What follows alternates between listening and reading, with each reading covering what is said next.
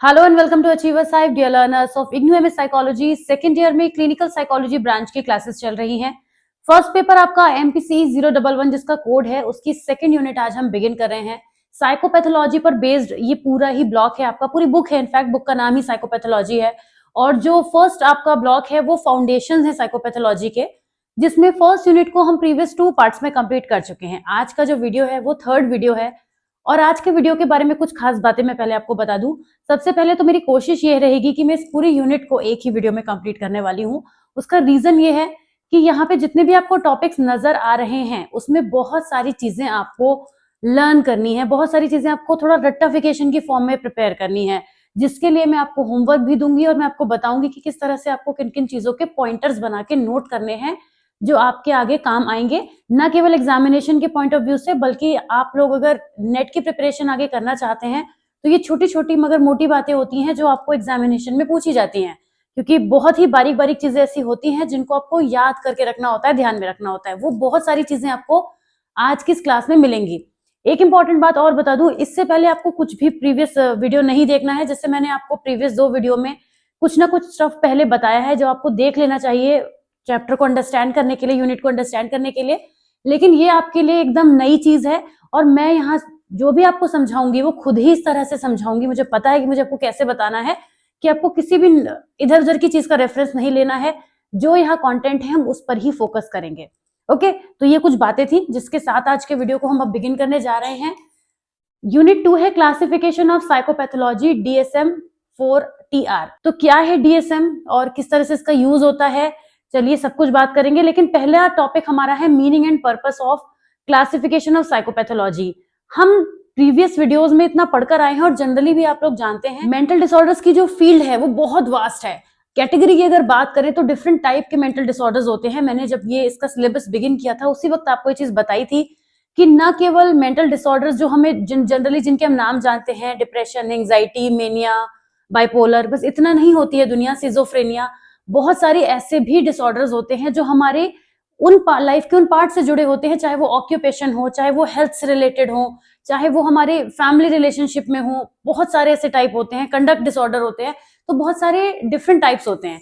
इसी वजह से हमें ये भी समझना पड़ेगा कि जो क्लासिफिकेशन जरूरी है साइकोपैथोलॉजी का वो इसीलिए जरूरी है कि वो किस पर्पस को सर्व करने जा रहा है। जैसे अगर मैं एक सिंपल एग्जांपल से आपको बताऊं कि जब हम एक पैथोलॉजी लैब में जाते हैं तो कई बार आप ब्लड का सैंपल देते हैं, कई यूरिन का भी सैंपल देते हैं, कई बार कोई और चीज भी हो सकती है जिसका सैंपल देके आप अपना टेस्ट करवाते हैं, राइट। मैं हमेशा पैथोलॉजी से आपको जोड़ के एग्जाम्पल इसलिए दे रही हूँ क्योंकि वो चीज आपने रियल लाइफ में देखी है, आपको पता है।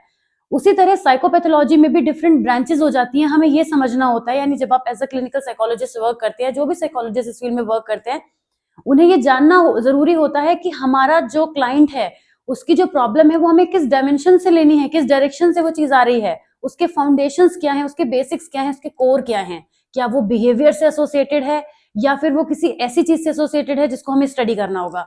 तो ये सब समझने के लिए इसके मीनिंग को और क्लासिफिकेशन को अंडरस्टैंड करना जरूरी है। ये बातें यहाँ पर लिखी हैं, फटाफट से पढ़ लेते हैं।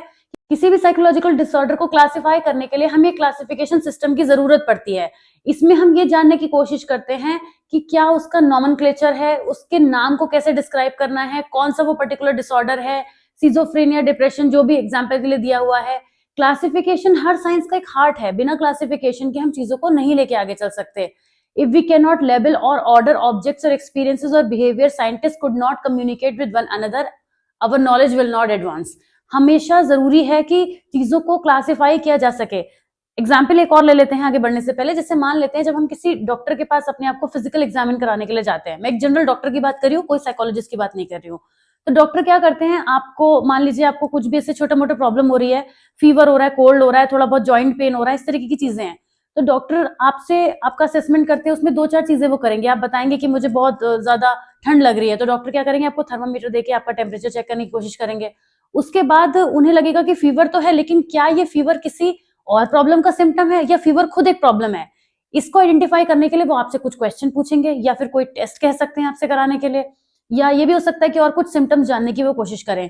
ऐसा क्यों हो रहा है, क्योंकि वो सही प्रॉब्लम तक पहुंचने के लिए, सही जगह तक पहुंचने के लिए आपसे हेल्प ले रहे हैं और उतना ही आपकी प्रॉब्लम्स के सिम्टम्स के क्लासिफिकेशन को करते हुए वो सोल्यूशन तक पहुंच पाएंगे। तो इसीलिए क्लासिफिकेशन जरूरी है। हम बिना लेबल किए, ऑर्गेनाइजिंग किए किसी भी एबनॉर्मल बिहेवियर को भी आइडेंटिफाई नहीं कर सकते। जैसे पीटीएम में जब चले जाइए आप तो देखेंगे कि जो पेरेंट्स होते हैं वो पीटीएम में टीचर से कहते हैं कि हमारा बच्चा ऐसा नहीं कर रहा है, ये पढ़ नहीं रहा है। तो टीचर पूछती है अच्छा क्या हर वक्त नहीं पढ़ता है, क्या हर वक्त टीवी देखता है, या ये अब्यूजिव है तो क्या सभी को मारता है, या किसी के साथ अच्छे से बातचीत करने की कोशिश करता है। जब भी कोई प्रॉब्लम आएगी उसके संग एनकाउंटर करते हुए कुछ और क्वेश्चन भी आएंगे, जिससे कि ये अंडरस्टैंड करने में हेल्प मिलेगी कि जो प्रॉब्लम है वो कितनी सीवियर है। तो ये सारी चीजें हैं। अब classification of psychopathology fulfils following 5 primary purposes. आपको ध्यान में रखने कौन से 5 प्राइमरी पर्पस हैं? Communication, control, comprehension, distinction and prognosis, जिसको हम प्रिडिक्शन भी कहते हैं। यानी कि कोई भी रिसर्चर होंगे, कोई भी साइकोपैथोलॉजी में इन 5 चीजों पर फोकस करते हुए ही चीजें करी जाएंगी। कम्युनिकेशन को अंडरस्टैंड किया जाएगा, कितना कंट्रोल में है वो प्रॉब्लम, कितना सीवियर है ये समझने की कोशिश की जाएगी।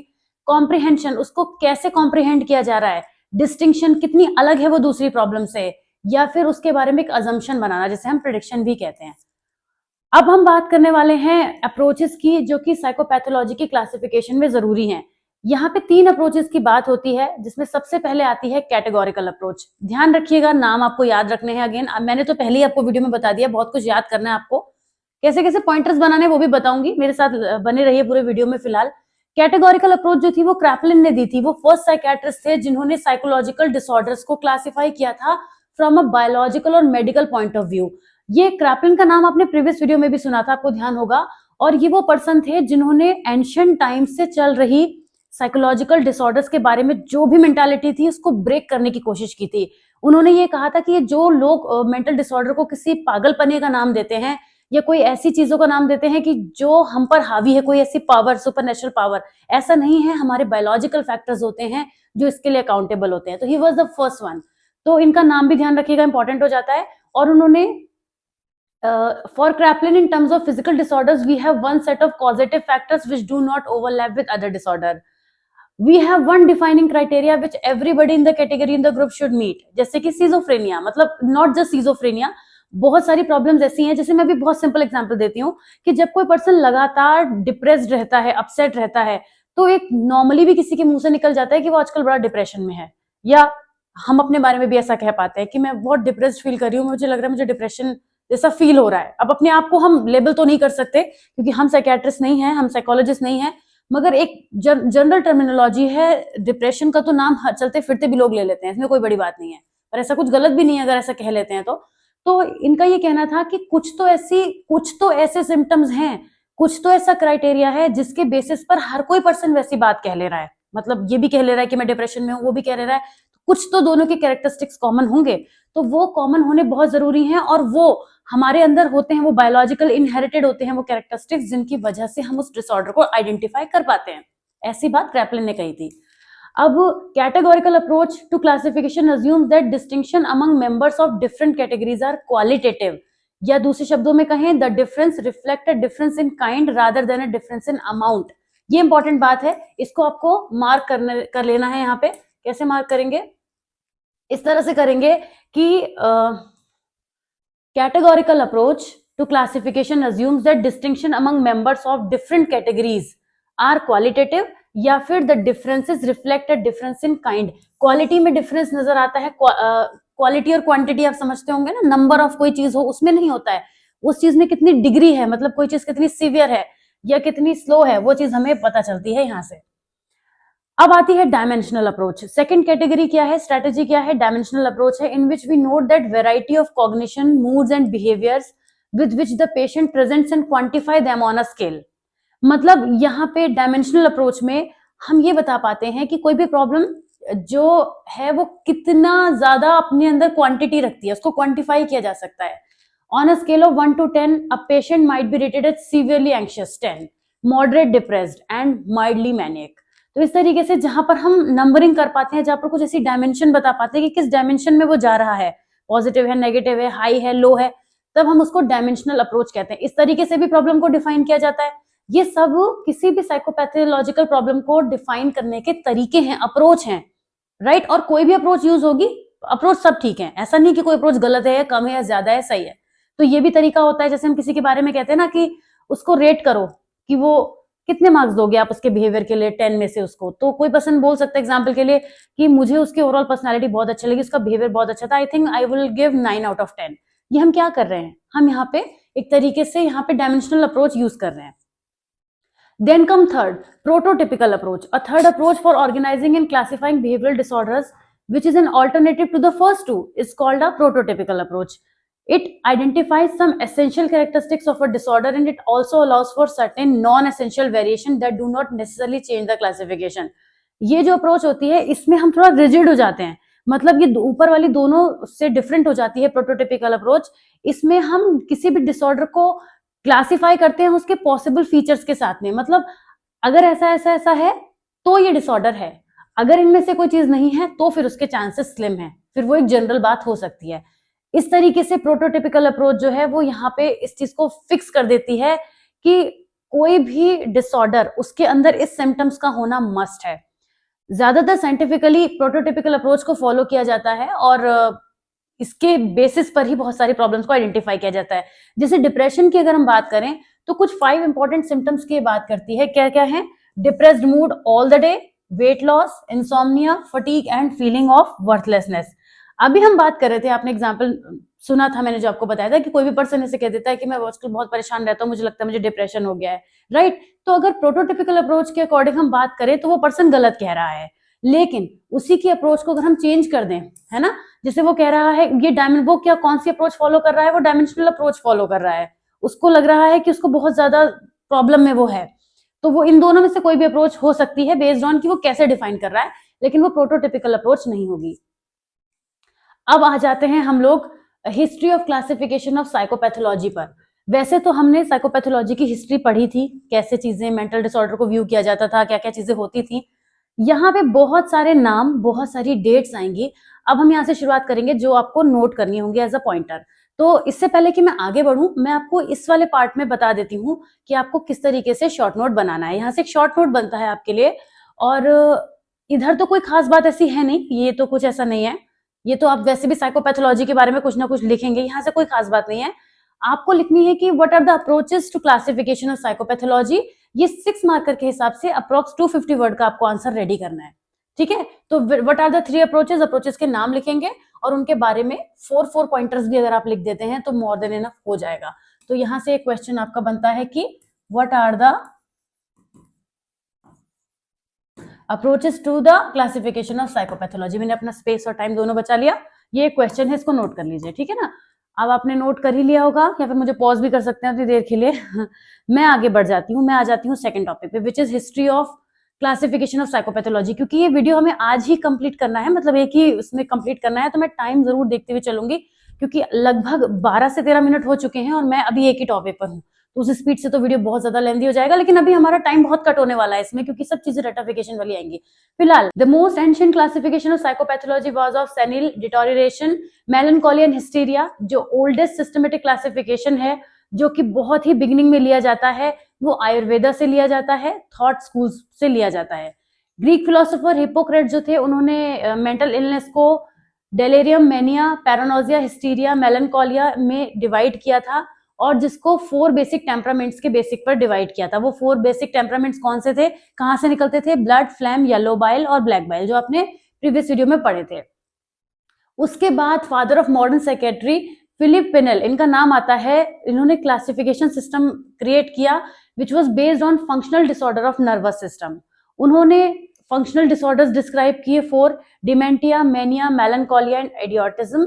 और उसके बाद कार्ल लुडविग कोलबम आए, जिन्होंने ऑर्गेनिक और नॉन ऑर्गेनिक मेंटल डिसऑर्डर्स को क्लासिफाई किया, डिस्टिंग्विश किया।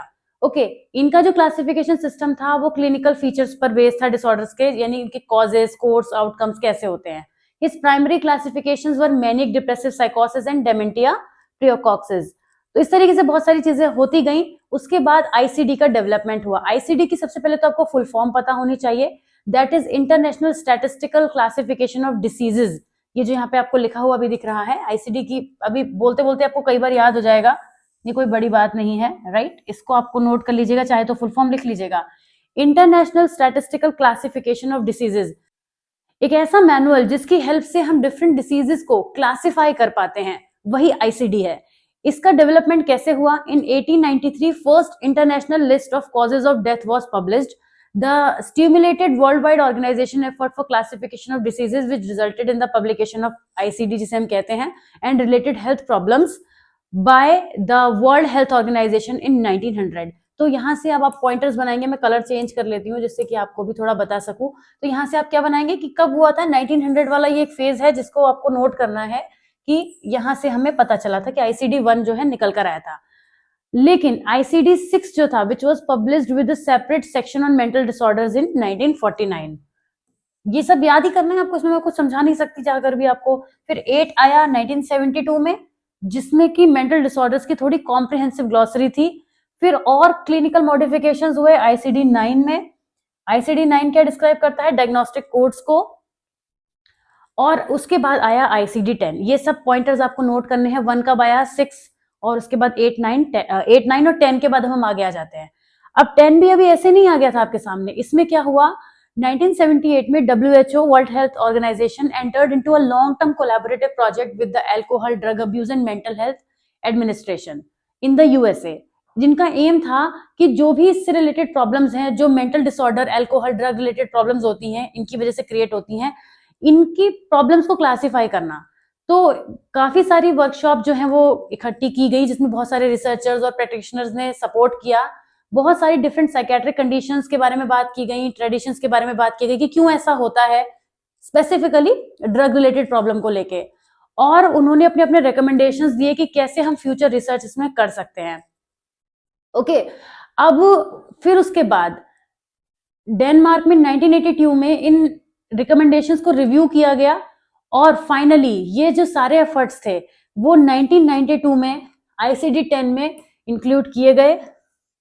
in which in chapter 5F pertain to the classification of mental disorder explaining their inclusion and exclusion term. फिर जो भी चीजें इंक्लूड की गई, कौन से जो क्लासिफिकेशंस थे उनको इंक्लूड करना था, एक्सक्लूड करना था, इस सब को डिसाइड करने के बाद ICD-10 प्रिपेयर हुआ.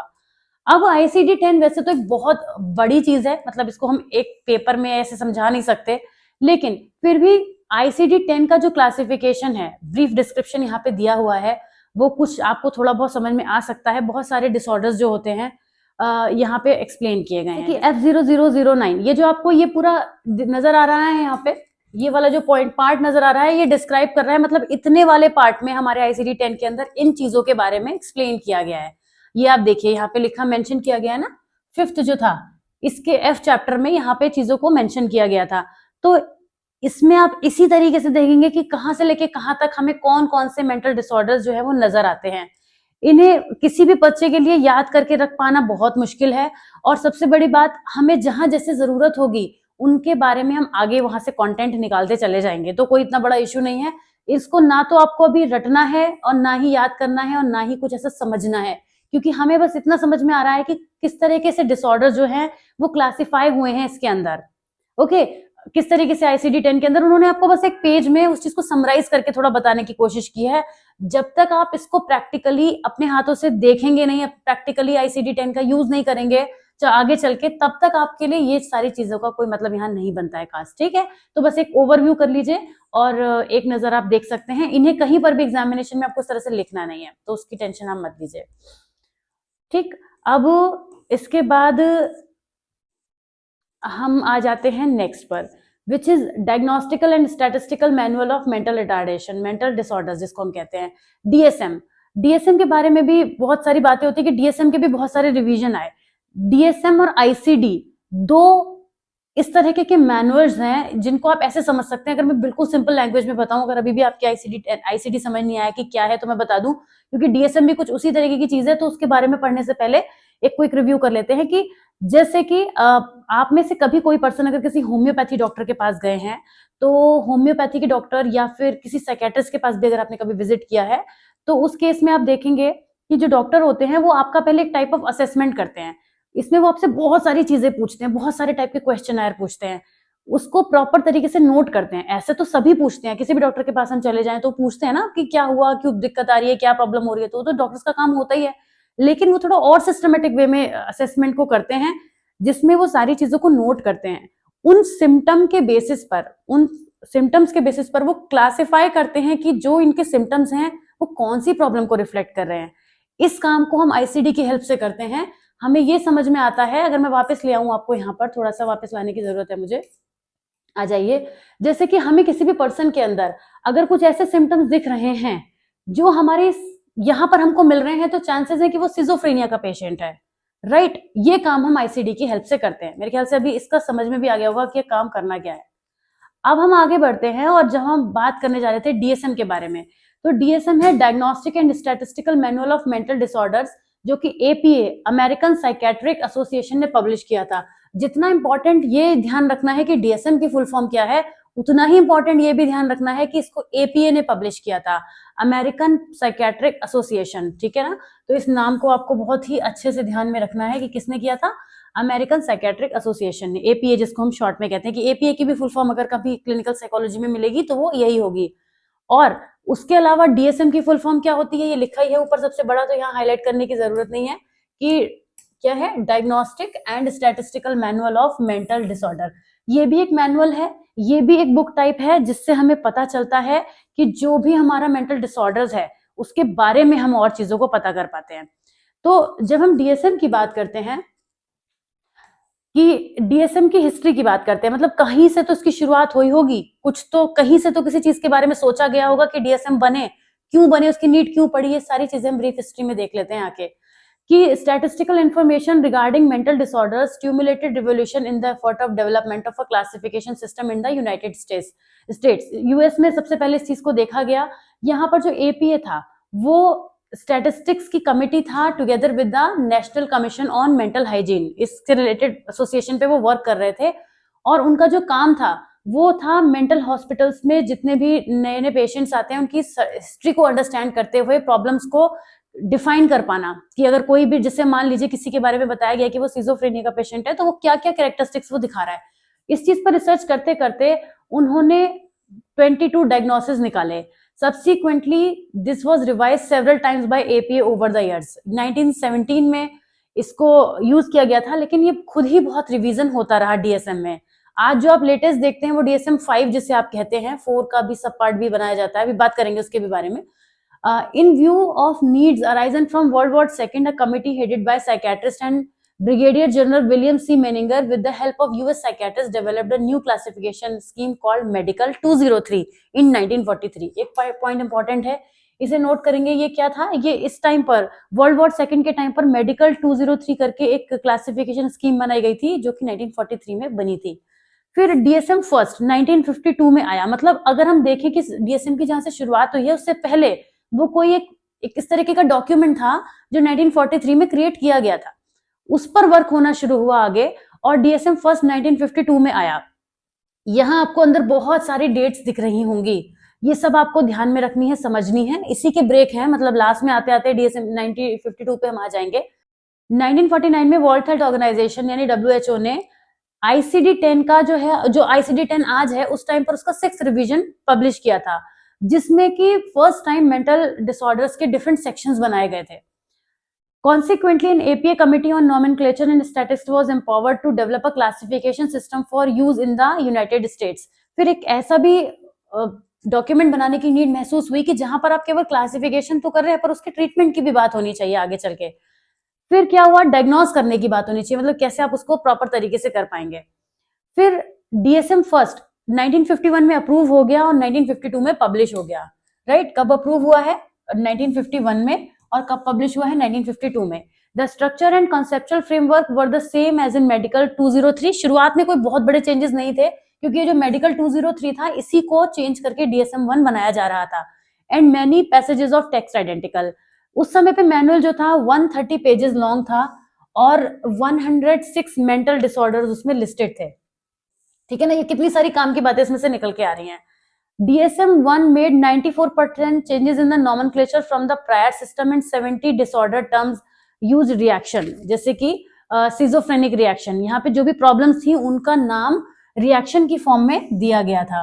This included reaction to internal conflict. DSM first is criticized on the basis that it was psychoanalytical in its theoretical orientation. यहाँ पे अनकॉन्शियस जो था, अनकॉन्शियस जो हमने पढ़ा है सिगमंड फ्रॉइड के साइकोएनालिसिस में, वो कई बार मेंशन किया गया था कई सारे साइकोन्यूरोटिक डिसऑर्डर्स को डिफाइन करने के लिए, तो इस वजह से कुछ हद तक इसको क्रिटिसाइज किया गया था। फिर इसमें रिवीजन हुआ। अब DSM-1 के जितने भी आपको इंपॉर्टेंट बातें यहाँ दिख रही हैं उनको आप पॉइंटर की फॉर्म में बनाएंगे, DSM-1 के अंदर कैटेगरी करके डॉट्स लगा के पॉइंटर्स बनाते जाएंगे कि क्या क्या चीजें आपको इसमें देखने को मिली DSM-1 की हिस्ट्री में, ठीक है ना। तभी हम आगे बढ़ेंगे। DSM-2 पे आते हैं। 1968 में ये अप्रूव हुआ था। अब APA का इन्वॉल्वमेंट होने के बावजूद मेंटल डिसऑर्डर का जो सेक्शन था ICD-8 था, जो उस टाइम पर जब ये DSM-2 बना है, जब DSM-2 आया है तो उस टाइम पर ICD भी तो पैरेलल चल रहा था। ऐसा थोड़ी था कि हमने एक बुक पढ़ ली है अब हम दूसरी बुक शुरू करेंगे, ऐसा नहीं था। ये उसी टाइम फेज में दोनों चीजें साथ चल रही थी। हमें बुक में आगे आगे आगे पीछे करके पढ़ना है। तो DSM जो हमारा 2 था उस टाइम पर ICD का कौन सा फेज चल रहा था? 8th। अब इसमें भी बहुत सारी चीजें थी। ये DSM फर्स्ट के काफी सिमिलर था शुरुआत में चीजें बदली हैं आगे चल के। फिर जो टर्म रिएक्शन थी was dropped but the term neurosis was retained। यहाँ पे रिएक्शन वाली टर्म को तो हटा दिया गया लेकिन न्यूरोसिस को रखा गया। DSM-1 और DSM-2 में काफी हद तक साइकोडायनामिक साइकेट्री डोमिनेट करती नजर आ रही थी because of only this term neurosis, इसकी वजह से, ठीक है। और इसमें बायोलॉजिकल पर्सपेक्टिव भी रखे गए थे। क्रैपलिन के भी बहुत सारे कॉन्सेप्ट्स को यूज किया गया था। Symptoms were not specified in detail for specific disorders. अभी किसी भी डिसऑर्डर के बारे में जो सिम्टम्स थे वो बहुत डिटेल में नहीं बताए गए थे, मतलब छोटी छोटी चीजें चल रही थी, मतलब कमियां थी अभी भी अगर देखा जाए। बहुत सारे जो डिसऑर्डर थे they were seen as reflection of broad underlying conflicts of maladaptive reaction to life problem, और sociological and biological knowledge was also incorporated in a model that did not emphasize a clear boundary between normality and abnormality। तो जहां पर DSM-1 में हमने चीजें देखी थी वो थोड़ी बदली तो थी मगर फिर भी अब यहाँ पे कमियां नजर आ रही थी। और जब DSM-2 का पब्लिकेशन हो गया तो काफी ज्यादा इसको क्रिटिसिज्म मिला क्योंकि homosexuality was replaced with ego dystonic homosexuality 1973 में ये हुआ था। तो ये कुछ पॉइंटर्स हैं जो आपको अगेन इसमें से निकालने हैं। फिर आता है DSM-3 जो कि 1980 में अप्रूव हुआ था। इसमें कुछ चीजें ऐसी आई जिनके बारे में भी हम आगे और भी पढ़ेंगे। To make the DSM nomenclature consistent with the international, पढ़ते रहिए आप मेरे साथ में, मैं एक बार क्विकली अपने क्लास देखना चाहती हूँ। यस, आज का क्लास थोड़ा लंबा हो जाएगा, नो प्रॉब्लम, मैंने सोचा तो यही था, नो प्रॉब्लम, मैंने सोचा तो यही था, बहुत क्विकली चीजों को करा दूंगी, लेकिन समझाना ही पड़ता है कुछ चीजों को, तो बहुत फास्ट स्लो हो नहीं पा रही हूँ चाह के भी, कोई बात नहीं। DSM-3 के बारे में बात करते हैं कि ये जो रिवीजन था इसका, it was aimed at improving the uniformity and validity of psychiatric diagnosis, standardizing diagnostic practices across the world and to facilitate the pharmaceutical regulatory process to avoid criticism leveled on DSM-2। जो भी हमने DSM-2 में देखा था कि जो classification किया गया था, जो जिस तरीके से भी डिस्क्राइब किया गया था, उसको इस बार फार्मास्यूटिकल रेगुलेटरी से भी जोड़ा गया, मतलब कुछ फार्मेसी से रिलेटेड चीजें भी जोड़ी गई, कुछ मेडिसिन का भी उसमें इंट्रोडक्शन किया गया कि क्या क्या चीजें हो सकती हैं। अब एक और इंपॉर्टेंट चीज इसमें निकल कर आई, multiaxial system attempted to yield a picture more amenable to a statistical problem census rather than just a simple diagnosis। ये मल्टी एक्सियल सिस्टम क्या होता है, इसमें भी IC में भी हम आगे पढ़ेंगे। और 1980 में DSM थर्ड जो था 494 पेजेस का, जिसमें 265 डायग्नोस्टिक कैटेगरीज थी, उसको पब्लिश कर दिया गया। कब किया गया? 1980 में। और उसमें ये जो पब्लिश हुआ इसमें 93% चेंजेस नॉमेनक्लेचर में थे, मतलब नाम बदले जा रहे थे। बहुत सारे डिसऑर्डर्स ऐसे हैं जिनके बारे में आपको पता चलेगा कि ये इसका अभी नाम है और ये पहले ऐसे नाम हुआ करता था। सबसे सिंपल अगर मैं बताऊं तो आज हम जिसे इंटेलेक्चुअल डेफिशिएंसी कहते हैं, ID बोलते हैं जिसको, वो एक टाइम पर मेंटल रिटार्डेशन कहलाता था, तो उसका भी नाम चेंज हुआ है। तो इस तरीके से बहुत सारे नॉमेनक्लेचर में नाम बदले गए हैं। ओके, फिर DSM थर्ड ने काफी सारा हमें बैकग्राउंड इंफॉर्मेशन प्रोवाइड कराई। इसमें क्लिनिकल फीचर्स जुड़े, डायग्नोस्टिक फीचर जुड़े, एसोसिएटेड फीचर जुड़े, और बहुत सारी बातें इसमें जुड़ती चली गई जो आपको एज अ पॉइंटर ढूंढनी है। फिर DSM में ही एक और रिवीजन हुआ और DSM-3 को DSM-3R के नाम से जाना गया, जो 1987 में आया था। ये इसमें जो चेंजेस हुए उसके बाद इसमें 292 डायग्नोसिस और 567 पेजेस लंबा ये एक बनाया गया था। अच्छा, इसमें पर्सनालिटी डिसऑर्डर डिस्कार्ड कर दिए गए थे और सेक्सुअल ओरिएंटेशन डिस्टर्बेंस भी रिमूव कर दिया गया था, और इस तरीके से काफी सारे चेंजेस इसमें हमने किए थे। DSM-4 पे आ जाते हैं। DSM-4 जिसको कि सभी लोग सुन चुके हैं, जानते हैं कि DSM-4 काफी लेटेस्ट रहा है, लेकिन वो हमारे लिए लेटेस्ट रहा है। उसके बाद उसमें चेंजेस हो गए 2000 में, फिर उसका लेटेस्ट रिवाइज मॉडल जो है वो DSM-4 आया, टेक्स्ट रिवीजन जिसे कहते हैं। DSM-4 1994 में पब्लिश हुआ था, जिसमें 297 डिसऑर्डर्स थे और 886 पेजेस ये था। हर बार पेज बढ़ते चले गए क्योंकि जितना रिवीजन होता गया उतनी बार चीजें बदलती गई, तो ये भी हमने देखा। इसमें काफी सारा लिटरेचर रिव्यू था डायग्नोसिस से रिलेटेड, बहुत सारे क्राइटेरिया को चेंजेस किया गया था, बहुत सारी चीजें बदल दी गई थी, और symptoms cause clinically significant distress और इम्पेयरमेंट इन सोशल ऑक्यूपेशनल और other important areas of function, ये सब इसमें इंक्लूड किए गए थे। फिर आया हमारे पास DSM-4, a text revision of the DSM-4 known as the DSM-4 TR was published in 2000। इसमें भी चीजें चेंज हो गई थी, कुछ एक्स्ट्रा इन्फॉर्मेशन ऐड करी गई थी हर डायग्नोसिस से रिलेटेड, और कुछ ना कुछ डायग्नोस्टिक कोड्स भी इसमें मेंटेन किए गए थे, जिसके बाद हम ICD के बाद DSM को इजिली रेफर कर पा रहे थे। जब हम ICD का यूज करते हैं तो ब्रॉड लेवल पर हम किसी प्रॉब्लम पर पहुंच पाते हैं, जब हम DSM का यूज करते हैं तो उसके बाद उस प्रॉब्लम के बारीक बारीक फीचर्स पर हम पहुंच पाते हैं। तो दोनों ही जो हमारे मैनुअल्स हैं वो हमारे लिए बहुत हेल्पफुल हैं, क्योंकि दोनों से ही हम उसका यूज कर पाते हैं। इसके पहले कि अब हम इसके आगे वाले टॉपिक की तरफ बढ़े, DSM-4 TR जो कि करंट वर्जन है DSM का, बट एक्चुअली में ये करंट वर्जन नहीं है। आप में से बहुत सारे लोग जब इसको पढ़ेंगे तो ये जानना चाहेंगे कि DSM-4 तक ही हम बात क्यों कर रहे हैं, DSM-5 की बात क्यों नहीं कर रहे हैं। आपकी इस बुक में जिस तरीके से सिलेबस दिया गया है मैं उसे तो फॉलो कर ही रही हूँ, लेकिन एडिशनली भी मैं आपको इन्फॉर्मेशन प्रोवाइड कराऊंगी इस वीडियो के बाद, ऐड करूंगी एडिशनल पार्ट जो मैंने इसमें ऐड नहीं किया, क्योंकि हम ये बुक में हम अपने आप से कोई चेंजेस नहीं करेंगे। इसके अलावा मैं आपको बता दूं कि 2013 में DSM-5 आया था, जिसमें बहुत सारी चीजों को बदला गया। सिजोफ्रेनिया के 5 सब टाइप्स को हटाया गया 2013 में जब इंट्रोड्यूस हुआ था, क्योंकि 2000 के बाद से आज 2025 में हम इसको पढ़ रहे हैं, तो इतने 25 सालों में क्या कोई फर्क नहीं आया? बहुत फर्क आया है, बहुत सारी चीजें बदली हैं।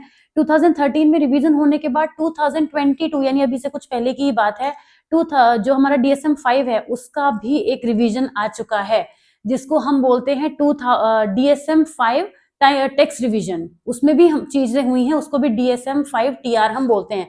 तो जैसे ये कह रहे हैं ये करंट वर्जन है DSM का, तो हम इसके हिसाब से तो चीजों को पढ़ेंगे, और एग्जामिनेशन में भी सिलेबस के हिसाब से पूछा जाता है, लेकिन we are here not only for the examination point of view. आपकी नॉलेज लेटेस्ट और अपडेटेड होनी चाहिए। तो DSM-5 के बारे में मैं स्पेसिफिक वीडियोस के बाद ऐड करूंगी इसी टॉपिक में, उसको आप ऑफकोर्स देख ही पाएंगे, क्योंकि जब मैं आपको बता रही हूँ तो आपको भी प्लेलिस्ट में वो इजिली मिल ही जाएगा। ओके, तो जो भी पॉइंटर्स रहेंगे और वो जो नोट्स होंगे इसके एसोसिएटेड, वो मैं अपने टेलीग्राम ग्रुप पे पोस्ट कर दूंगी, वहां से आप सभी लोग डाउनलोड कर सकेंगे। तो चलिए अभी हम इसके हिसाब से, फिलहाल इनका तो करंट वर्जन DSM ही चल रहा है। ये इसकी हेल्प से अब अभी आप 2000 में पहुंच जाइए मेरे साथ, उधर ही चलिए, 25 साल पहले चलते हैं। आप में से कुछ लोग तो 25 साल में से भी बहुत छोटे होंगे, 1-2 साल के हो जाएंगे, लेकिन हम DSM-4 में जो चीजों को समझेंगे, क्या क्या चीजें इसमें यूज की गई थी, काफी सारी चीजें यूज की गई थी कि क्या क्या सेटिंग्स यूज होंगी। Professional that use the DSM diagnosis are psychiatrist, psychologist, social worker, ये सब लोग इसको यूज करते थे। मतलब अभी जो हमारा लेटेस्ट है उसमें भी चीजें इस तरीके से यूज हो रही होंगी। और इसके अंदर की कुछ चीजें हैं, जैसे कि इसका डायग्नोस्टिक क्लासिफिकेशन किस तरीके का था। It is a categorical classification system था। पढ़ चुके हैं ना आप कैटेगोरिकल, अभी आपने बिगिनिंग में पढ़ा था तो आपको पता है कि कैसा सिस्टम यूज हो रहा था। Categories are prototypes and a patient with a close approximation to the prototype is said to have that disorder. मतलब कुछ जो कैटेगरीज हैं वो इस तरीके से डिफाइंड है कि जिस पेशेंट के अंदर हमें जो चीजें ज्यादा करीब से नजर आती हैं, हम मानते हैं कि वो उस पर्सन के अंदर वो वाली प्रॉब्लम्स एग्जिस्ट करती हैं। ठीक है, DSM-4 का जो इनके हिसाब से लेटेस्ट रिवीजन है, वो बहुत सारी चीजों को निकाल के हमें देता है कि पहले इसका यूज जो है वो इंस्टीट्यूशन और एजेंसीज करते थे डेटा कलेक्शन के लिए, लेकिन धीरे धीरे 2013 तक आने तक भी चीजें बहुत बदली, और DSM-4 जो है उसमें भी कुछ प्रॉब्लम्स निकल कर आई जिनको DSM-5 में ऐड किया गया था, जिनका सोल्यूशन निकाला गया था। डायग्नोस्टिक क्राइटेरिया होता है इसके अंदर, जाहिर सी बात है कोई भी प्रॉब्लम अगर है तो उसे डायग्नोस कैसे करेंगे, ये सब उस DSM-4 में बताया गया था, और क्या क्या क्राइटेरिया रहेगा ये सारी बातें इसमें मेंशन की गई थी। डिस्क्रिप्टिव टेस्ट था, मतलब क्या डिस्क्रिप्टिव टेस्ट का मतलब हो गया कि कोई भी डिसऑर्डर जिसके बारे में बात हो रही है उसमें सिस्टमेटिकली डिस्क्राइब किया गया था, यानी कि डायग्नोस्टिक फीचर क्या है, सब टाइप्स क्या है, स्पेसिफिकेशंस क्या है, कैसे रिकॉर्डिंग प्रोसीजर होगा, क्या क्या एसोसिएटेड फीचर्स हो सकते हैं, सारी बातें एक एक डिसऑर्डर के बारे में बेहतर तरीके से डिस्क्राइब की गई थी। अब हम आते हैं मल्टी एक्सियल क्लासिफिकेशंस की तरफ। अभी मैंने इसका जिक्र किया था कि अभी आगे चल के पढ़ेंगे, तो मल्टी एक्सियल क्लासिफिकेशन का इसमें यूज किया गया था। मल्टी एक्सियल क्लासिफिकेशन जिसके अभी हम जिक्र कर रहे थे, ये DSM-4 रिवीजन जो है, that recommends clinicians to assess an individual's mental state across 5 factors on axes. There are total 5 axes जिसके बेसिस पर हम असेसमेंट करते हैं DSM-4 में। तो वो एक्सेस कौन कौन सी हैं आपको पता होनी चाहिए। एक्सेस तो नाम है उसका एक्सिस 1, एक्सिस 2, एक्सिस 3, 4, 5, लेकिन एक्सिस 1 में क्या आता है, 2 में क्या आता है, ये आपको ध्यान रखना होगा। अगेन इसके भी आपको पॉइंटर्स बनाने हैं। तो ये इंपॉर्टेंट चीज है कि DSM-4 को कौन कौन सी एक्सिस के बेसिस पर जज किया जाता था, DSM-4 के थ्रू किसी भी डिसऑर्डर को कौन कौन सी एक्सिस के थ्रू जज किया जाता था। तो एक्सिस जो फर्स्ट है हमारी, that includes clinical disorders and other conditions that may be a focus of clinical attention। ऐसी कोई भी प्रॉब्लम जो जिसको क्लिनिकल अटेंशन की जरूरत है वो एक्सिस 1 में आएगी। अब वो कौन कौन सी हो सकती है हमें देखना है।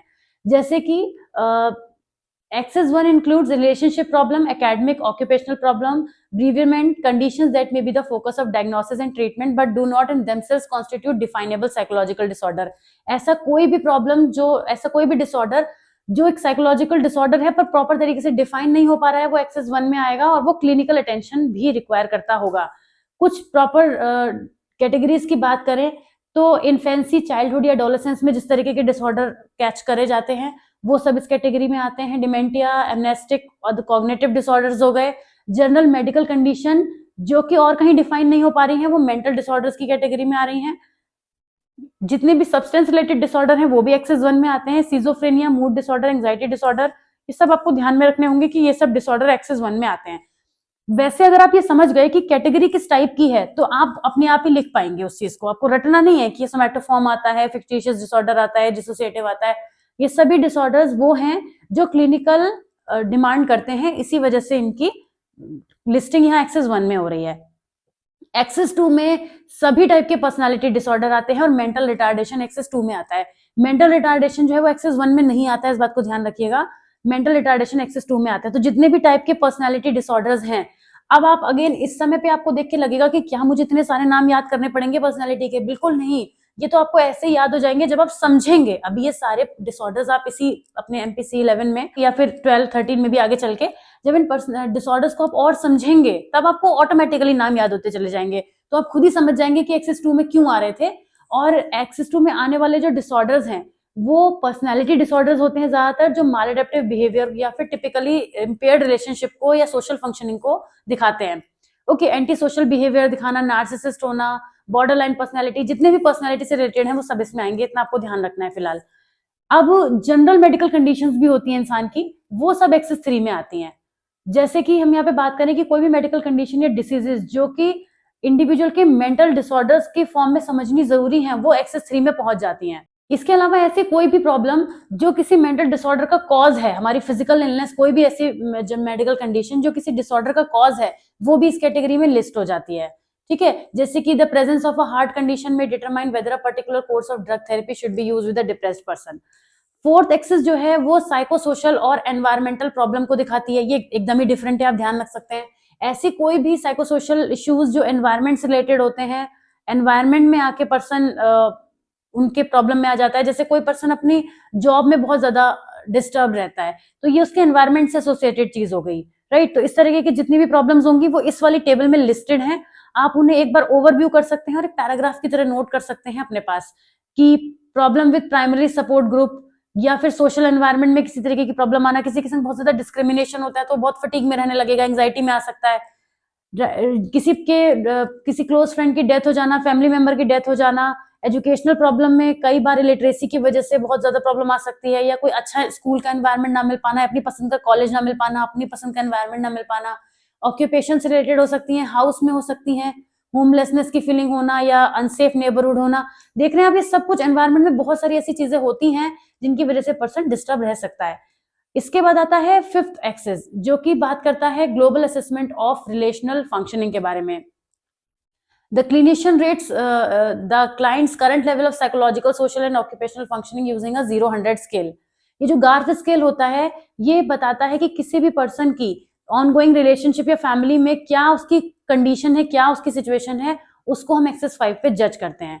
यहाँ पे ज्यादातर जो नीड होती है वो ट्रीटमेंट और इंटेंसिटी ऑफ केयर की होती है, मतलब पर्सन को बहुत ज्यादा इमोशनल सपोर्ट चाहिए होती है। ओके, इसमें आने वाले जो चीजें होती हैं, क्या क्या चीजें हो सकती हैं, superior functioning across a wide variety of activities of daily life, absent or minimal symptoms, transient and predictable reactions to a stressful event। ये वो चीजें हैं जो पर्सन की लाइफ में एक ग्लोबली होती रहती हैं चीजें, वो हर किसी भी सिचुएशन पर, किसी भी बात पर, किसी भी इंसान पर भी वो रिएक्शन दे सकता है। तो उन चीजों को हम यहाँ पे देखते हैं कि कैसे कैसे क्या क्या प्रॉब्लम हो सकती है। डाउन फील करना, कोई पैनिक अटैक फील करना, किसी सिचुएशन में स्टक हो जाना, एग्जाम से पहले एंजाइटी, ये सब वो चीजें जो ग्लोबली इंसान कोई भी पर्सन फील करता है। तो उनके कोडिंग यहाँ पे की गई है 91 से 100 करते हुए, और इस तरीके से नीचे तक जाते जाते हैं। और बहुत लोअर लेवल वाली जो चीजें होंगी आप देखेंगे कि डेंजर ऑफ हर्टिंग सेल्फ और others, suicidal gestures, frequently violent. आप देखेंगे जितना ऊपर से चीजें शुरू हो रही थी वो उतना सिंप्लीफाइड सी लग रही थी, और जितना नीचे तक हम आ गए हैं उनको उतनी सीवियरिटी उनकी बढ़ती जा रही है। ठीक है, सीरियस सुसाइडल अटेम्प्ट या रिकरेंट वॉयलेशन, ये सब हमें देखने को मिलता है। लास्ट टॉपिक है हमारा इसी यूनिट का कि हम DSM-4 TR का इवैल्यूएशन करते हैं। अगेन मैं आपको बता दूं कि हमें तो 5th को लेके चलना है, पर सिलेबस को भी लेके चलना है, उसको भी हम छोड़ के कहीं जा नहीं सकते। तो DSM-4 has provided a common language for discussing disorder diagnosis. There has been an increase to attention to behaviors and the facilitation of the overall learning of psychopathology.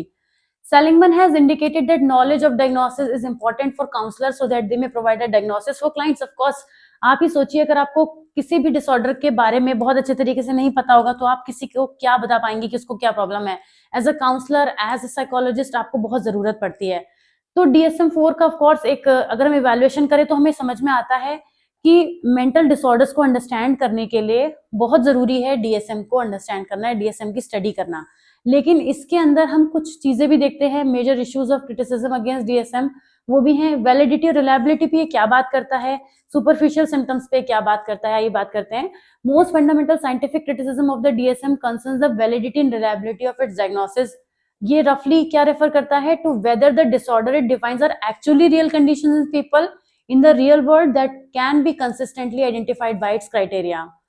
These are long standing criticism of the DSM। मतलब कई बार कहा जाता है इसकी validity reliability पे question mark उठता है कि ये जो है वैलिडिटी पे लैक करता है क्योंकि इसका कोई साइंटिफिक मॉडल पर ये बेस्ड नहीं है, अग्री करते हुए नहीं चल रहा है, और इसीलिए जो इसके बारे में डिसीजन लिया जाता है इसकी कैटेगरीज के बारे में या डायमेंशंस के बारे में वो भी साइंटिफिक नहीं है।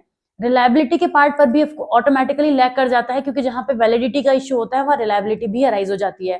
तो ये हमें ये बताता है कि जो भी हमें क्राइटेरिया डिफाइन किया जा रहा है वो कुछ ना कुछ साइंटिफिक बेसिस पर लैक कर रहा है।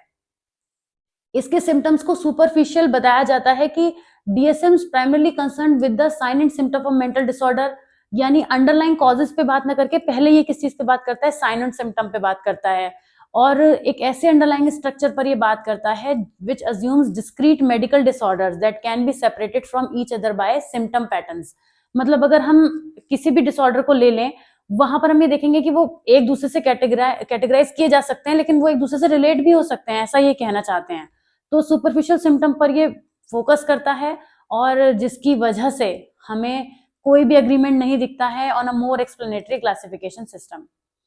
अनजस्टिफाइड कैटेगरी डिस्टिंक्शंस हमें देखने को मिलते हैं। Despite Kivitz in the introduction to the DSM, it has been argued that its system of classification makes unjustified categorical distinctions।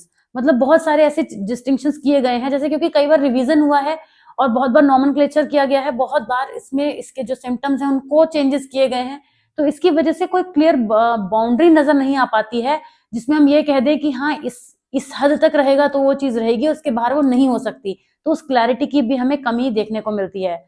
Cultural बाइस भी बहुत सारे हमें यहाँ पे देखने को मिलते हैं कि हम अक्रॉस डिफरेंट कल्चर लोगों का जो बिहेवियर होता है वो वेरी कर जाता है, जिसकी वजह से उसकी तो यहाँ कोई बात ऐसी की भी नहीं गई है। ड्रग कंपनीज का इन्फ्लुएंस काफी दिखता है क्योंकि शुरुआत में आपने पढ़ा ही था कि DSM-4 को बनाने से पहले ये चीजें बहुत ज्यादा थी कि फार्मास्यूटिकल इंडस्ट्री ने भी अपना रोल प्ले किया था और बहुत सारे जो साइकियाट्रिस्ट थे वो इस चीज को बेसिस लेकर चले थे शुरुआत में, जिसकी वजह से यहाँ पे ड्रग कंपनीज का इन्फ्लुएंस भी हमें देखने को मिलता है, तो वो उस नजर से भी चीजों को देखते हैं। तो ये सारे क्रिटिसिज्म पढ़ने के बाद हम बात यहाँ पे करते हैं कि the next edition of the diagnostic and statistical manual of mental disorder is currently जो है वो कंसल्टेशन में है। आप देखिए इनके हिसाब से तो अभी इसकी प्लानिंग ही चल रही है और इनके हिसाब से मई 2013 में आ पाएगा। तो हम तो खैर उसके आगे चल रहे हैं, ये हमसे काफी पीछे चल रहे हैं, तो उसके बारे में हम बात करेंगे जैसे कि मैंने आपको बताया था। ओके, तो ये सम अप कर सकते हैं, ये चीजें भी आप रीडिंग कर सकते हैं, आपको फायदा मिलेगा। थोड़ा डिफिकल्टी तो है नहीं अब लैंग्वेज में कोई खास ज्यादा, और इस ग्लॉसरी को एक बार पढ़िएगा, यहाँ पे बहुत सारी ऐसी चीजें हैं जो आपको पढ़ के अच्छी भी लगेंगी, समझ में आएंगी। तो I am seriously very very happy by the end of this video, क्योंकि मैंने अपने डिसाइडेड प्लान के अकॉर्डिंग आज इस पूरी यूनिट को एक वीडियो में कंप्लीट कर लिया है। वीडियो थोड़ा लेंदी हो गया है, लंबा हो गया है, बट कोई बात नहीं, आप एक स्ट्रेच में देख लेंगे। इसको मैं 2 पार्ट में ब्रेक करती तो आपको भी प्रॉब्लम होती और मुझे शायद उतना टाइम मिल नहीं पाता, तो मैंने एक ही स्ट्रेच में इसको पूरा निपटा दिया है पूरी यूनिट को। नेक्स्ट में वीडियो में हम मिलेंगे नेक्स्ट यूनिट के साथ में। ये तो काफी लंबी यूनिट थी, आप चाहें तो इसे 2 पार्ट में पढ़ सकते हैं, 2 दिन में आधा-आधा करके पढ़ सकते हैं और ये आपको काफी बेनिफिट मिलेगा। ये जो यूनिट थी काफी इंपॉर्टेंट है आपके लिए अंडरस्टैंड करने के लिए क्लिनिकल साइकोलॉजी को। तो चलिए अब ज्यादा बातें नहीं करती हूँ, मिलती हूँ आपसे नेक्स्ट वीडियो में। वीडियो को लाइक कर दीजिएगा, चैनल को सब्सक्राइब कर दीजिएगा। Take very good care of yourself. Bye bye.